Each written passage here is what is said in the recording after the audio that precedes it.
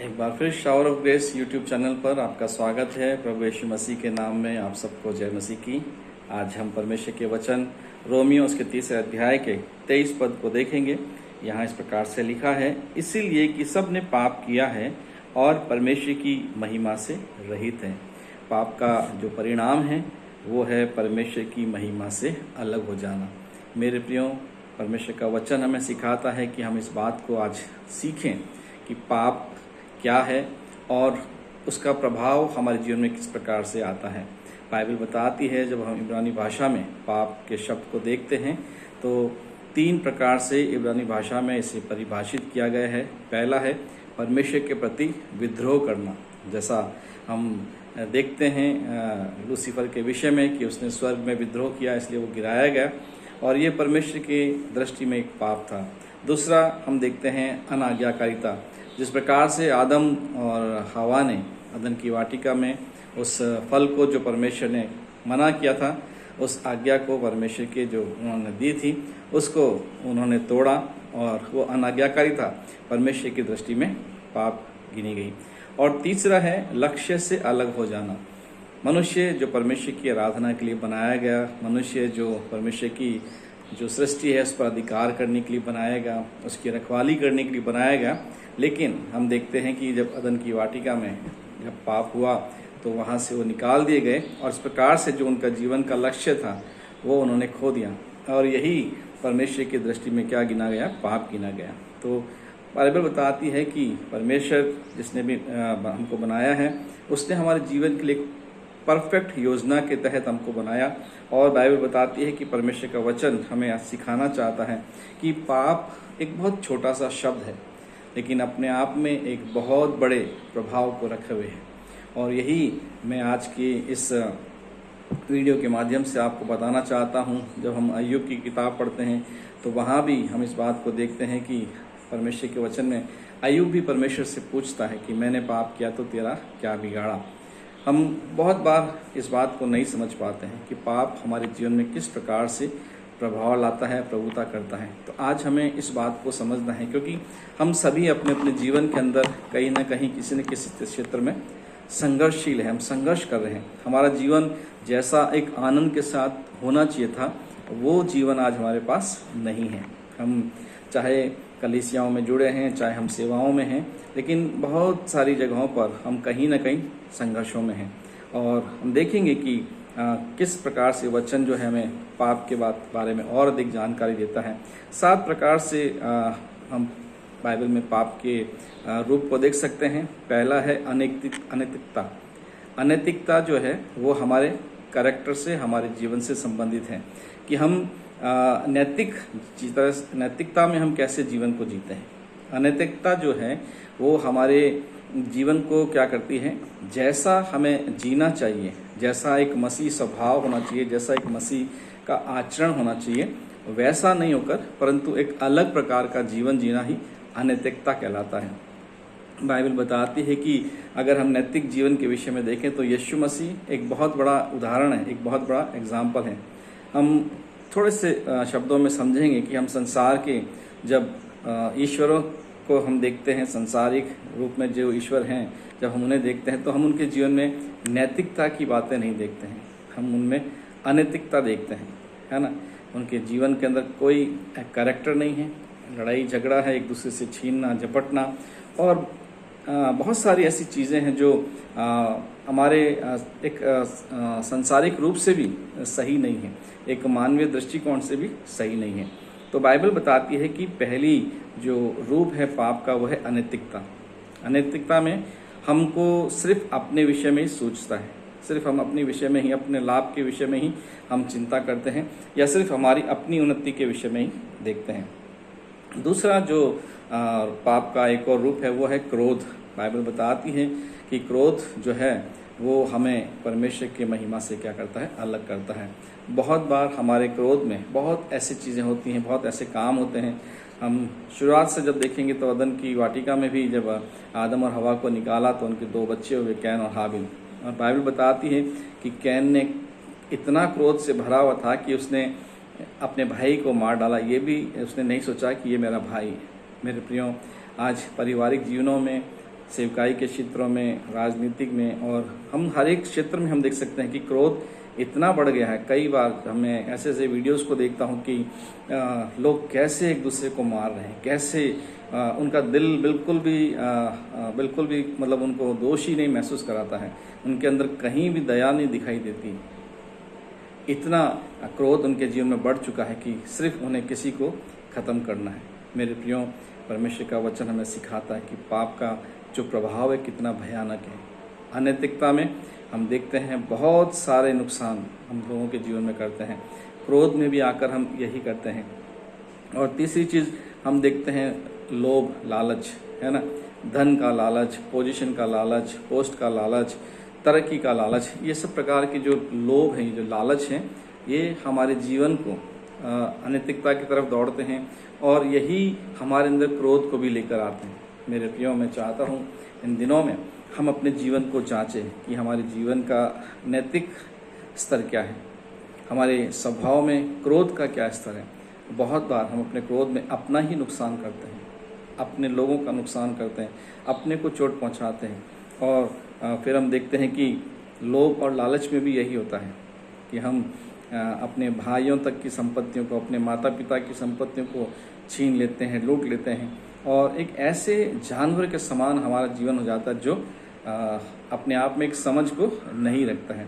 तो यहाँ पाप का जो एक तीसरा रूप हम देखते हैं वो है लोभ। और चौथा हम देखते हैं कि आलस भी पाप का एक रूप है ना। बाइबल हमको बताती है कि श्रापित है वो जो परमेश्वर के काम आलस से करता है, क्योंकि बाइबल हमें स्पष्ट बताती है आलस के कारण भी बहुत से लोगों ने अपने जीवन की उस उच्च स्तरता को खो दिया है ना। दाऊद के जीवन में हम देखते हैं कि जब युद्ध के मैदान में उसे जाना था, लेकिन उसने आलस के कारण अपने घर में रहा, और बाइबल बताती है कि उस आलस ने उसे परमेश्वर के सामने क्या करा, दोषी ठहराया। यहाँ हम इस बात को भी देखते हैं, और ये चौथा एक रूप है जो पाप का है। और फिर हम देखते हैं अभिमान जो है, ये बहुत ही एक ऐसा कहना चाहिए पाप है जो हमारे जीवन में हमको दिखाई नहीं देता है, लेकिन उसका प्रभाव बहुत गहरा है ना। लूसीफर ने सोचा मैं परमेश्वर से भी ऊपर अपना सिंहासन बनाऊंगा, है ना, और वो गिरा दिया गया। मेरे प्रियो, मैं इस बात को बताना चाहता हूँ कि हम पाप के उस रूप को समझें, पहचानें, कि और अपने जीवन में हम उसको जांचें कि क्या हम इन बातों में तो लिप्त नहीं हैं, या इन चीज़ों का हमारे जीवन में तो प्रभाव नहीं है। फिर आता है छठा है, वो है वासना। इन दिनों में हम देख सकते हैं कि वासना चरम सीमा पर है ना। पुराने समय में भी था, लेकिन अभी जो है उसका स्तर बढ़ता जा रहा है, और हम आए दिन देखते हैं बलात्कार हो रहे हैं, आए दिन हम बहुत सारी ऐसी चीज़ों को देखते हैं। और वासना भी एक प्रकार की मनुष्य की अपने जीवन की संतुष्टि है, उसको अपने जीवन में संतुष्टि चाहिए, चाहे दूसरे को किसी भी तकलीफ से होकर जाना पड़े। बाइबल हमें सिखाती है कि हम इन सब बातों से दूर रहें। और हम देखेंगे नेक्स्ट जो है, सातवां जो है वो है ईर्ष्या, जलन। मेरे प्रियो, जलन भी पाप का ही एक रूप है। तो यहाँ पर हम देख सकते हैं कि 7 प्रकार के जो बड़े पाप हैं जो मनुष्यों के जीवन में हैं, और हर एक जन कहीं ना कहीं इन चीज़ों में आपको फंसा हुआ दिख ही जाएगा। हो सकता है उसके पास वासना नहीं हो लेकिन क्रोध हो सकता है उसके पास अनैतिकता ना हो लेकिन अभिमान हो सकता है उसके पास जलन नहीं हो लेकिन लालच हो, है ना, हो सकता है उसके जीवन में आलस हो।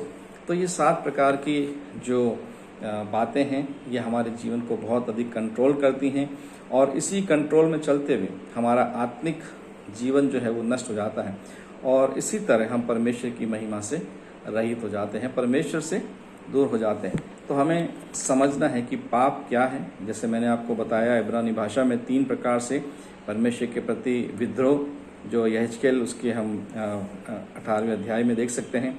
दूसरा हम देखते हैं अनाज्ञाकारिता, जो अदन की वाटिका में देखने को मिलती है। और तीसरा भी हम देख सकते हैं लक्ष्य से अलग होना, क्योंकि परमेश्वर ने आदम और हवा को अदन की वाटिका में रक्षा करने के लिए बनाया, अधिकार करने के लिए बनाया, लेकिन वो खो दिया गया। और फिर हमने और थोड़ा सा उसको विस्तार से देखा कि 7 प्रकार के पाप हैं जो मनुष्य के जीवन के ऊपर क्या करते हैं, राज करते हैं, होल्ड करते हैं, या मनुष्य इन 7 प्रकार के पापों के अधीन परमेश्वर से अलग होकर इन 7 पापों के अधीन हो जाता है। और यहाँ पर पाप का जो प्रभाव है वो क्या है? वो पाप का प्रभाव है कि मनुष्य परमेश्वर से अलग हो गया, है ना। पाप का जो परिणाम हमारे जीवन में आया वो यही रहा कि मनुष्य जिसे परमेश्वर ने अपनी संगति में बनाया था वो परमेश्वर से अलग हो गया। दूसरी बात हम देखते हैं, मनुष्य पाप का परिणाम जो है या प्रभाव जो है वो मनुष्य से अलग हो गया। आदम और हवा एक तन थे, मतलब एक थे दोनों, लेकिन जब पाप आया तो आदम ने क्या किया? हवा पर ब्लेम लगाया, है ना। उसने इस बात को दिखाया कि हवा जो तूने दी है उसके कारण मैं ऐसा मैंने किया है। तो यहाँ हमें बताता है परमेश्वर का वचन कि पहले मनुष्य परमेश्वर से अलग हो गया, और दूसरी बात मनुष्य से अलग हो गया, और मनुष्य और सृष्टि से अलग या अधिकार खो दिया, है ना। अभी तक मनुष्य जो था वो सृष्टि पर अधिकार कर रहा था, सृष्टि उसके वश में थी, और सृष्टि और मनुष्य का क्या था? एक संबंध था। लेकिन बाइबल बताती है कि इस पाप के कारण उनके जीवन से वो क्या हो गए? अलग हो गए। और पाप का परिणाम जो आज के समय में हम देख सकते हैं कि उस पाप ने हमारे जीवन में क्या क्या प्रभाव छोड़ा है। तो पहली चीज़ है बीमारी। मनुष्य पाप के बाद ही, उससे पहले आदम हवा कभी बीमार नहीं हुए। जब तक वो अदन की वाटिका में थे उनके शरीर में किसी भी प्रकार की कोई बीमारी नहीं थी, लेकिन पाप ने ऐसा प्रभाव डाला कि मनुष्य के जीवन में बीमारी आई। आज नई नई बीमारियों के बारे में हम सुन रहे हैं, है ना। नई नई जो लाइलाज बीमारियां आ रही हैं, उसका पाप का परिणाम है। ये पाप का कहना चाहिए हमारे जीवन में दुष्प्रभाव है। सो हमें इस शब्द को बहुत ही गंभीरता से देखना होगा, समझना होगा। दूसरी चीज़ अव्यवस्था। हमारे जीवन के अंदर अब क्या है? जो व्यवस्था परमेश्वर ने हमारी रखी थी उसमें अव्यवस्था आ गई, है ना। बिल्कुल कंफर्ट जीवन परमेश्वर ने हमें दिया था, हमें बहुत ही सुख और आनंद से भरा हुआ जीवन अदन की वाटिका में दिया था। उसका एक छोटा सा उदाहरण मैं आपको बता सकता हूँ कि जब परमेश्वर इजरायलियों को मिस्र से कनान की तरफ लेकर जा रहा था तो वहाँ पर सब कुछ हम देख सकते हैं व्यवस्थित था। परमेश्वर उनके लिए दिन में बादल बनता, रात को अग्नि का खंभा बनता, और बिल्कुल समय समय पर उनके लिए भोजन का प्रबंध था। उन्हें कुछ नहीं करना था, लेकिन परमेश्वर सब कुछ उनके लिए प्रबंध कर रहा था। ये एक व्यवस्था थी। लेकिन जैसे ही पाप ने प्रभाव डाला जीवन में, पाप का परिणाम क्या आया? अव्यवस्था आ गई। हम अब व्यवस्थित नहीं रहे। अब सब कुछ के लिए हमें भागना दौड़ना पड़ता है, और वो हमारे सिस्टमेटिक जो जीवन था उसको क्या कर दिया है? डिस्टर्ब कर दिया है। फिर पाप का एक और परिणाम अयोग्यता। अभी हम अपने जीवन में बहुत बार अपने आप को भी हम योग्य महसूस नहीं करते हैं। हमारे जीवन में अयोग्यता ने प्रभाव डाला है। हम दूसरों को देखते हैं तो उसमें खूबियाँ ढूंढते हैं, और वो खूबियाँ नहीं दिखाई देती हैं तो हम क्या करते हैं? वो हमारे योग्य नहीं है। और पहले ऐसा नहीं था। पहले जैसा भी उनके जीवन में जो चीज़ें थी उनको उन्होंने एक्सेप्ट किया और उसके साथ आनंद से जिए हैं। और फिर हम देखते हैं कि कष्ट, हर दिन हमारा जीवन कष्टों से भरा हुआ है। इन दिनों में हम देख सकते हैं कि प्राकृतिक आपदाओं ने किस प्रकार से मनुष्य के जीवन के अंदर उथल पुथल मचा रखी है। हिमाचल, पंजाब और उत्तराखंड और जम्मू हम देखेंगे तो बहुत सारी समस्याओं को हम देखेंगे, है ना। जीवन कष्टदायक हो गया है। बहुत मेहनत किया, बहुत कुछ अच्छे से बनाया, सब कुछ व्यवस्थित था, लेकिन अचानक जल प्रलय ने लोगों के जीवन को अस्त व्यस्त कर दिया है ना। कष्ट और बेचैनी, हर समय हम बेचैन हैं। बहुत बार हम बैठे बैठे अच्छे से खाना खाया, हमने अपनी मनपसंद का खाना खाया, लेकिन अचानक क्या हो गया? शरीर में बेचैनी उत्पन्न हो गई।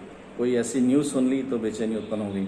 हम आने वाले जो इंतज़ाम है अगर वो प्रॉपर नहीं है तो हम बेचैन हो गए। बेचैनी ने हमारे जीवन के ऊपर क्या करा है?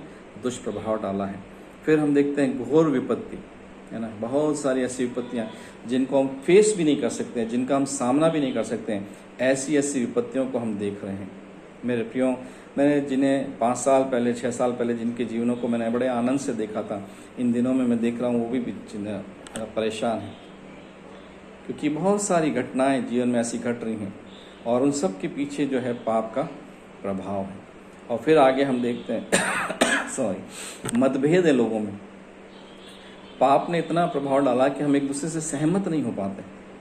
हम हमेशा, जैसे मैंने बताया, ऊपर की तरफ हमारे लोभ हमारे जीवन में हैं, अभिमान हमारे जीवन में, इन सब का ये प्रभाव है कि हमारे बीचों में क्या है, मतभेद हैं। हम सब अपने आप को एक दूसरे से सुपर समझते हैं। ये सिर्फ व्यक्तिगत या सांसारिक जीवन में नहीं, परंतु हमारे आत्मिक जगत में भी है ना। बहुत सारे खादिम एक दूसरे से अपने आप को बड़ा बेस्ट समझते हैं, क्रिटिसाइज करते हैं। मेरे प्रियो, मैं आपको बताना चाहता हूँ, परमेश्वर का वचन कहता है नम्र बनो। जब हम नम्र बनेंगे, परमेश्वर हमको ऊंचा उठाता है। बहुत बार लोग आपके विषय में बातें करेंगे, आपके विरोध में बोलेंगे, लेकिन आप नम्र बने रहें। समय आने पर परमेश्वर आपको उठाएगा, बढ़ाएगा। और बहुत अच्छा उदाहरण है यूसुफ का जीवन, है ना। बहुत से संघर्ष के बाद भी वो नम्र बना रहा और परमेश्वर ने उसे एक ऊंचे स्थान पर ले जाके रखा है। फिर हम देखते हैं निराशा। आज सब तरफ निराशा है। इन दिनों में हम बहुत अधिक इस बात को देखेंगे कि आज के समय में जवान बच्चे सुसाइड कर रहे हैं। बहुत से अच्छे अच्छे ग्लैमर से भरे हुए जीवन अपने आप को क्या कर रहे हैं, समाप्त कर रहे हैं, क्योंकि निराशा ने उनके जीवन को बिल्कुल अर्थहीन बना दिया है। कोई आशा उन्हें नहीं दिखती है। जब थोड़ी सी समस्या आती है, वो एकदम निराश हो जाते हैं, डिप्रेशन में चले जाते हैं और वो अपने जीवन को समाप्त कर लेते हैं। तो यहाँ पर हम देखते हैं कि पाप का जो प्रभाव हमारे जीवन में आया वो यही है। फिर हम देखते हैं संगति खत्म। अभी वो बातें नहीं हैं। पहले परिवारों में लोग एक दूसरे के साथ बहुत अच्छा समय बिताते थे।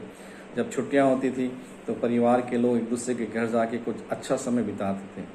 त्योहारों पे एक दूसरे के साथ समय बिताते। लेकिन अभी हम लोग सीमित होकर रह गए। पहले चाचा, दादा, नाना, नानी सब लोग एक दूसरे के साथ संगति करते, लेकिन अभी मैं और मेरा परिवार, मैं और मेरे बच्चे, हमारी संगति धीमे धीमे खत्म होती जा रही है। आत्मिक जगत में भी ऐसा ही हो रहा है। हम सिर्फ सिमट कर रह गए। मेरी कलीसिया, बहुत बार मैं पासवानों को सुनता हूँ, मेरे बिना पूछे कोई पास्टर तुम्हारे घर में नहीं आएगा, या और भी बहुत सारी चीज़ें, आप यहाँ नहीं जाएंगे, वहाँ नहीं जाएंगे। लेकिन पहले ऐसा नहीं होता था। पहले हम मिलकर प्रभु की आराधना करते थे, मिलकर सेवाएं करते थे, मिलकर हम एक दूसरे के कलीसियाओं में जाके वचन को बांटते थे। लेकिन अभी इन सब बातों का क्या है, कहना चाहिए कि हमारी संगति खत्म होती जा रही है। और फिर हम देखते हैं विघटन, मतलब बिल्कुल हम लोग पतन की परिस्थितियों में चले गए। मेरे प्रियो, मैंने आपको बताया पाप बहुत छोटा शब्द है, लेकिन उसके प्रभाव को आप देखिएगा कि उसने हमारे जीवन पे कितना भयानक प्रभाव डाला है ना। और जैसे हम अय्यूब की किताब को पढ़ेंगे तो वहाँ लिखा है परमेश्वर का पाप का प्रभाव जो सिर्फ हमारे जीवन में नहीं, परंतु परमेश्वर के लिए भी बहुत सारी बातों को लेकर आया, है ना। परमेश्वर के बगीचे को बिगाड़ दिया, परमेश्वर की योजना को बिगाड़ दिया, परमेश्वर के पुत्र का स्वरूप तक हमने क्या करा है, बिगाड़ दिया है। ये सब क्या है, पाप का प्रभाव। लेकिन इसके बावजूद भी परमेश्वर हमसे क्या कहता है, हम पढ़ेंगे होशे नबी किताब उसका 6 अध्याय और उसके 4 पद को। हे एप्रैम, मैं तुझसे क्या करूं, हे यहूदा मैं तुझसे क्या करूं, तुम्हारा स्नेह तो भोर के मेघ के समान और सवेरे उठ जाने वाली ओस के समान है। परमेश्वर का वचन हमें इस बात को बताता है कि परमेश्वर विवश होकर, है ना, कहता है कि मैं क्या करूं तुम्हारे लिए, है ना। मैंने सब कुछ किया, लेकिन उसके बावजूद भी तुम्हारे जीवन के अंदर ये सब बातें हैं। मेरे प्रियो, यदि आज आपको ये वचन से कुछ आशीष मिलती है, पश्चाताप करें, प्रभु से कहें, प्रभु मैं इस जीवन को छोड़कर तेरी महिमा का कारण होना चाहता हूँ, तेरी इच्छा के अनुसार चलना चाहता हूँ, तो मेरी सहायता कर। और मैं विश्वास करता हूँ फिर से परमेश्वर आपको अपनी गोद में लेगा, आपको आशीषित करेगा और उस उड़ाऊ पुत्र के समान सारे अधिकार आपको देगा और आप परमेश्वर के महिमा के कारण बनेंगे। प्रभु आप सबको आशीष दे। अगर आपको ये मैसेज अच्छा लगता है, आप दूसरों के साथ शेयर करें। मेरा उद्देश्य है कि मैं लोगों को वचन के द्वारा ब्लेस करूं और सिंपल और साधारण तरीके से, बहुत गूढ़ और भेद की बातें मैं नहीं बांटना चाहता, क्योंकि सिर्फ दिमाग में ज्ञान बढ़ता है लेकिन हमारे जीवन वैसा ही रहता है। मैं चाहता हूं हमारे व्यक्तिगत जीवन में इन बातों से बदलाव आए और हम आत्मा में बलवंत हों और हम परमेश्वर की महिमा के कारण बने। God bless you.